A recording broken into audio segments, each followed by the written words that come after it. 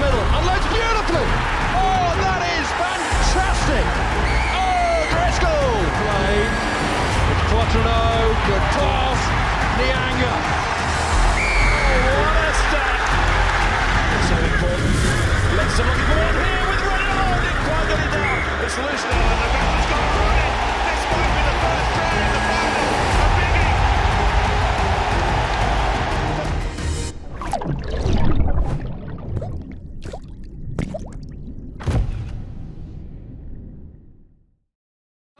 Dennis Hickey still, support inside, Darcy, Hickey again, Hickey going for the corner, Dennis Hickey is in! Ils sont les seigneurs du rugby européen. Deux clubs centenaires, de palmarès hors normes, deux armadas presque invincibles, deux rivaux historiques. D'un côté, la grande province du Leinster, le monstre qui a terrorisé la Champions Cup pendant près de 15 ans.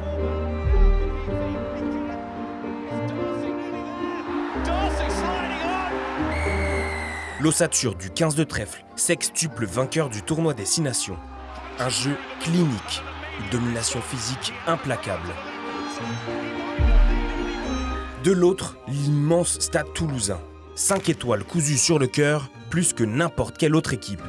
Un monument à la culture éternelle.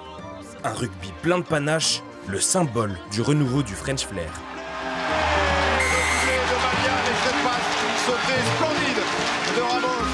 Mais derrière ces blasons glorieux se cachent de profondes cicatrices.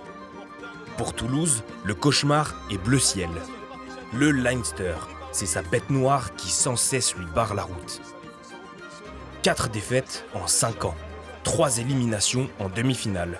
Autant de gifles et à chaque fois, un peu plus de doute, un peu plus de douleur. Un vrai traumatisme. Mais le Leinster, lui, traîne une malédiction bien plus cruelle. Triple finaliste malheureux, les Irlandais, éternels favoris, ne réussissent plus à concrétiser leur domination. La dernière en date, une défaite in extremis à domicile contre le petit poussé La Rochelle, a laissé beaucoup de traces, sur le corps comme dans les esprits. Alors laquelle de ces deux institutions réussira à dompter ces démons? Pour le savoir, on prend notre fidèle machine à remonter le temps, direction le Tottenham Hotspur Stadium en ce 25 mai 2024. Le jour où le Stade Toulousain et le Leinster Rugby se sont retrouvés, non pas pour écrire une nouvelle page de leur rivalité, mais pour régler leur compte. Une bonne fois pour toutes. Préparez-vous parce que ça va saigner.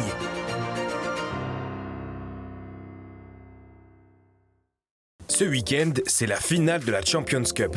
Et contrairement à la vidéo, on ne parle pas d'un duel entre le Leinster et Toulouse, mais bien de deux outsiders qui pourraient créer l'exploit, l'Union Bordeaux-Bègles contre Northampton. Si les Anglais visent un deuxième titre dans leur histoire, après celui de 2000, l'UBB pourrait obtenir la première Champions Cup de son histoire. Et si tu veux parier sur ce match qui s'annonce rempli de surprises, notre partenaire Unibet te propose plein de cotes. Si tu vois les Bordelais apporter le trophée à Chamandelmas, leur cote est à 1,31. Et si tu penses que les coéquipiers de Tommy Freeman peuvent surprendre les Français, ils sont cotés à 3,10. Toutes les autres cotes sont disponibles directement sur l'appli ou sur le site internet. Si tu souhaites nous soutenir, utilise le code FrenchFlair à l'inscription pour obtenir un bonus allant jusqu'à 100 €. Mais n'oublie pas que le pari doit rester maîtrisé. Ne joue pas ce que tu ne peux pas te permettre de perdre et surtout, c'est interdit aux mineurs. Revenons maintenant à notre vidéo.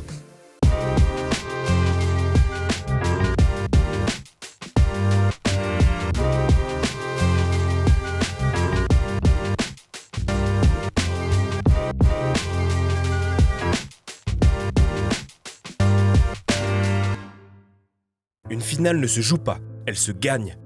Attribuée à la légende espagnole Luis Aragonés, cette maxime a été répétée tant de fois qu'on ne sait plus qui l'a réellement prononcé le premier. Des joueurs, des entraîneurs, des commentateurs, tous l'ont reprise jusqu'à en vider le sens. Pourtant, si elle demeure aussi populaire, c'est bien parce qu'elle traduit une réalité implacable. Peu importe la qualité du jeu proposé, le niveau de spectacle, l'engagement ou le panache, ce qui se passe avant et pendant n'a aucune importance. Seul le résultat compte et il est binaire. Il y a toujours un gagnant et un perdant. Le premier est immortalisé à jamais dans les livres d'histoire. Le second est quant à lui condamné à l'oubli. C'est cruel, souvent injuste, mais c'est la dure loi du sport. Donc, d'un point de vue très pragmatique, en effet, une finale ne se joue pas, elle se gagne. Mais ça serait oublier que le sport fait également appeler aux émotions et à l'irrationnel. La finale de Champions Cup 2024 en est la parfaite illustration. En ce 25 mai 2024, aucune des deux équipes présentes sur la pelouse du Tottenham Hotspur Stadium ne joue pour gagner. La coupe, le titre, la gloire, tout cela paraît presque dérisoire, car l'enjeu est ailleurs. Leur motivation est bien moins noble, bien plus viscérale. Si le Stade Toulousain et le Leinster sont prêts à se livrer une guerre sans merci, quitte à mourir sur le terrain s'il le faut, c'est avant tout pour ne pas perdre. Les stadistes ont une revanche à prendre, ou plutôt une vengeance à exécuter. Depuis 2019, Toulouse bat tout le monde, sauf le Leinster. C'est sa kryptonite. C'est la raison pour laquelle la Ville Rose s'est vue privée du doublé championnat Coupe d'Europe en 2019 et en 2023. En 4 confrontations, les Rouges et Noirs n'ont jamais réussi à faire sauter le verrou irlandais, ni même à exister. À chaque fois, c'est le même scénario. Toulouse arrive avec de bonnes intentions, des ambitions, du jeu. Mais Toulouse finit toujours irrémédiablement par se heurter à un mur. Même Antoine Dupont, d'ordinaire si virevoltant, est réduit à l'état de joueur banal. Sans espace, sans solution, sans même une seconde pour respirer. En 2022, par exemple, le match était déjà plié au bout de 10 minutes. C'est ça, le Leinster. Une machine de guerre qui fait déjouer son adversaire, le fait douter, hésiter, puis renoncer. Enfin, ça, c'est quand les Irlandais ne déjouent pas eux-mêmes. Depuis son dernier sacre européen en 2018, le Leinster court désespérément après sa 5e étoile. Résultat, 3 finales perdues en 5 ans, dont 2 consécutives face à La Rochelle et toujours sur le fil. En 2022, il domine sans briller avant de concéder un essai à la 78e minute. Une inspiration géniale d'Arthur Retière. Attention, oui, Retière qui glisse. Ouais, Arthur, Arthur. On pourrait alors croire à une erreur de parcours. Après tout, ça arrive à tout le monde. Mais bis repetita en 2023, à domicile à l'Aviva Stadium. Cette fois, les Irlandais menaient 17-0 avant de s'écrouler. Après 2 revers consécutifs, le constat est simple. Le Leinster a peur de gagner. Le doute n'est plus chez l'adversaire, il est dans les rangs irlandais. Silencieux, mais bien présent. Et c'est peut-être ça la véritable tragédie de cette finale. Toulouse joue pour effacer une humiliation, le Leinster pour chasser une angoisse. 2 des plus grands clubs européens qui, en réalité, ne se battent pas pour ajouter une ligne de plus à leur palmarès, mais pour réparer quelque chose de brisé en eux. La Champions Cup 2024 ne sera pas un récital, ni une démonstration. Elle sera féroce, imprévisible, tendue jusqu'à la corde. Il est un peu plus de 15h45 à Londres lorsque les 2 équipes invaincues en Coupe d'Europe cette saison entrent sur le terrain. Dans les tribunes, plus de 62 000 spectateurs, majoritairement irlandais. Sur la pelouse, 23 guerriers de chaque côté, dont certains des meilleurs au monde. Tous prêts à en découdre.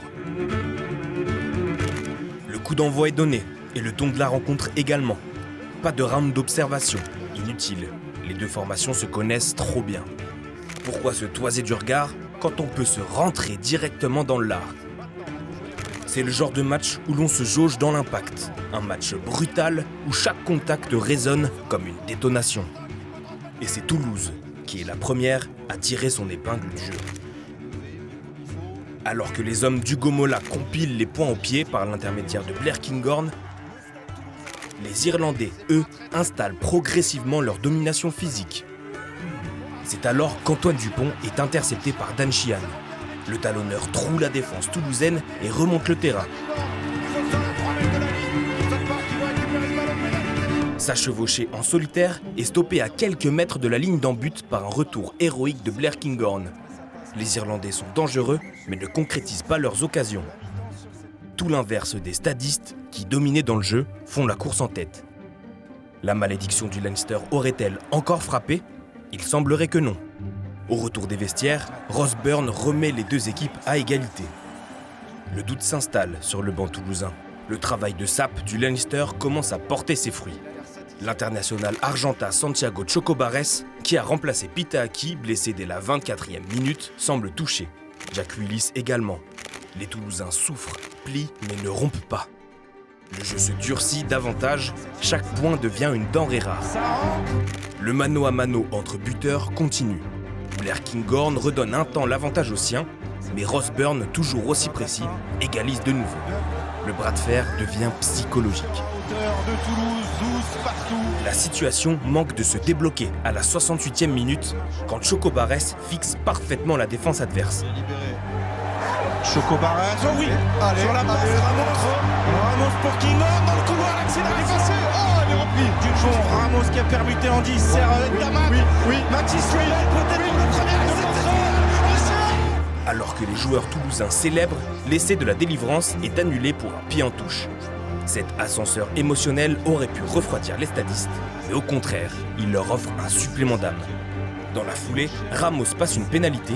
Toulouse a de nouveau 3 points d'avantage. Désormais, il faut tenir, résister, quoi qu'il en coûte.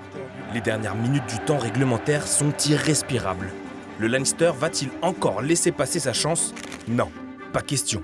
Pas cette fois. Pas comme ça. Pas après toutes ces désillusions. À un peu plus de 2 minutes de la fin, Kieran Frawley fait exploser le stade. 15 partout. Et c'est pas terminé. Les secondes s'égrènent quand soudain, Frawley, encore lui, se retrouve libéré de tout marquage, seul face au poteau. Tendu, Frawley précipite son drop qui va mourir à quelques centimètres des poteaux toulousains. Les rouges et noirs ont eu chaud, mais ils sont toujours en vie. Le temps réglementaire s'achève sur une égalité parfaite. 80 minutes d'une guerre sans merci n'ont pas été suffisantes pour départager les deux ennemis jurés. Direction la prolongation. 2 fois 10 minutes de souffrance supplémentaire. Et vous connaissez l'adage, une prolongation ne se joue pas, elle se gagne. L'une des deux équipes qui jusqu'ici jouait pour ne pas perdre va s'en rappeler. Cette équipe, c'est le Stade Toulousain. Revenu d'entre les morts, les Toulousains frappent d'emblée. Ramos décale Chocobares qui fixe la défense. Dans un fauteuil, le Bel n'a plus qu'à courir et à conclure. Cette fois, pas de pied en touche pour gâcher la fête. La place du Capitole peut rugir de bonheur, d'autant plus que Ramos accentue l'écart. Le Stade Toulousain est désormais à l'abri d'un essai transformé.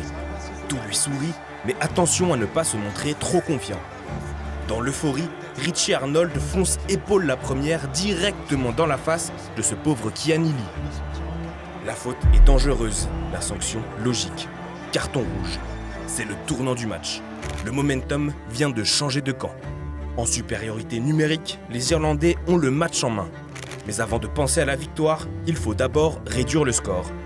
C'est ce qu'ils font. Suite à un effort des avants, Van der Flier aplatit dans un trou de souris juste avant la pause. La finale est complètement relancée. Van der Flier est prêt à jaillir. Il y va de l'autre côté, Van der Flier.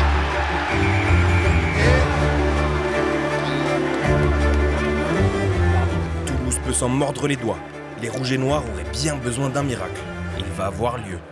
Alors que Ramos tape une pénalité complètement dévissée, un coup de vent dévie la trajectoire de la balle qui passe entre les poteaux. Les dieux du rugby ont choisi leur camp et malheureusement pour les Irlandais, leur décision est irrévocable. Galvanisé par l'énergie du désespoir, le Leinster, dos au mur, jette toutes ses forces dans la bataille. Les charges s'enchaînent, les Irlandais campent dans les 22 Toulousains, bien décidés à conjurer le sort. On croit revivre les scénarios de 2022 et 2023, ceux où le Leinster finit par craquer. Mais cette fois, ce sont eux qui poussent, eux qui frappent à la porte. Mais la défense toulousaine, elle, refuse de céder. Dupont plaque, Marchand gratte, Kroos se sacrifie sur chaque impact. 14 contre 15, les stadistes se battent comme des morts de faim. Ils ne lâchent rien et font preuve d'un pragmatisme à toute épreuve. Et quand enfin l'arbitre siffle la fin du match, c'est tout un peuple qu'il délivre. Sur le terrain, les joueurs se tombent dans les bras, lessivés mais vainqueurs. La malédiction du Leinster a encore frappé. Le Stade Toulousain accroche à son maillot une 6e étoile, la plus belle, la plus douloureuse, la plus symbolique. Les rouges et noirs ont triomphé de leur bête noire et ils n'ont plus qu'à savourer. Alors, est-ce qu'une finale se gagne plus qu'elle ne se joue ? Peut-être, mais celle-là, les Toulousains l'ont jouée intensément et ils l'ont gagnée. Pas par chance, pas par hasard, mais par orgueil, par courage et par fidélité à ce qu'ils sont, des joueurs valeureux, des guerriers, des champions d'Europe.